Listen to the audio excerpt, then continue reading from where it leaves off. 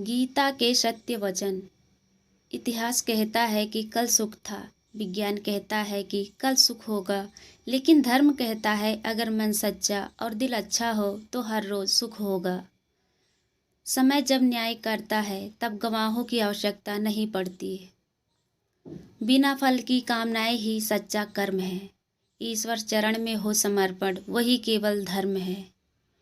प्रार्थना और ध्यान इंसान के लिए बहुत ज़रूरी है। प्रार्थना से भगवान आपकी बात सुनते हैं और ध्यान में आप भगवान की बात सुनते हैं। समय कभी नहीं रुकता। आज यदि बुरा चल रहा है तो कल अवश्य अच्छा आएगा। आप केवल निस्वार्थ भाव से कर्म कीजिए और वही आपके हाथ में है।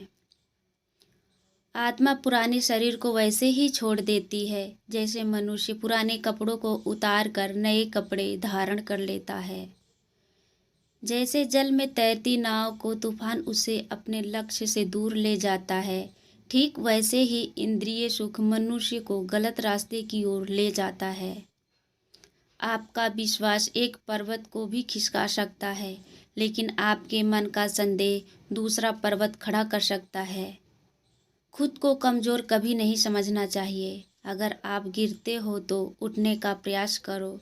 लड़ो, पूरी निष्ठा से अपना कर्तव्य कर्म निभाओ, बाकी सब मुझ पर छोड़ दो।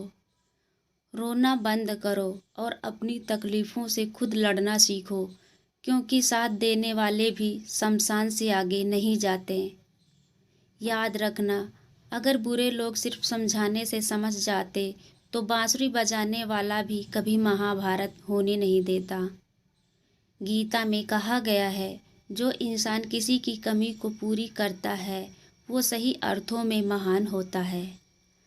गीता के अनुसार जिंदगी में हम कितने सही हैं और कितने गलत हैं, यह केवल दो लोग जानते हैं, एक परमात्मा और दूसरी हमारी अंतर आत्मा। जब तक शरीर है तब तक कमजोरियां तो रहेंगी ही, इसीलिए कमजोरियों की चिंता छोड़ो और जो सही कर्म है उस पर अपना ध्यान लगाओ। किसी का अच्छा ना कर सको तो बुरा भी मत करना, क्योंकि दुनिया कमज़ोर है लेकिन दुनिया बनाने वाला नहीं। सत्य कभी दावा नहीं करता कि मैं सत्य हूँ, लेकिन झूठ हमेशा दावा करता है कि सिर्फ मैं ही सत्य हूँ। जन्म लेने वाले के लिए मृत्यु उतनी ही निश्चित है जितना कि मृत्यु होने वाले के लिए जन्म लेना। इसीलिए जो अपरिहार है उस पर शोक मत करो। कोशिश कर, हल निकलेगा, आज नहीं तो कल निकलेगा। अर्जुन के तीर सा सद मरुस्थल से भी जल निकलेगा। प्रत्येक व्यक्ति इस भौतिक शरीर रूपी रथ पर आरूढ़ है और बुद्धि इसका सारथी है। मन इसका लगाम है तथा इंद्रियां घोड़े हैं। इस प्रकार मन तथा इंद्रियों की संगति से यह आत्मा सुख या दुख का भोगता है। न तो यह शरीर तुम्हारा है और न ही तुम इस शरीर के मालिक हो। यह शरीर 5 तत्वों से बना है, आग, जल, वायु, पृथ्वी और आकाश।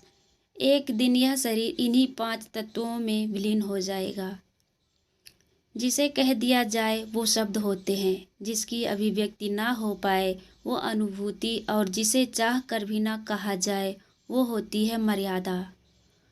उदय किसी का भी अचानक नहीं होता।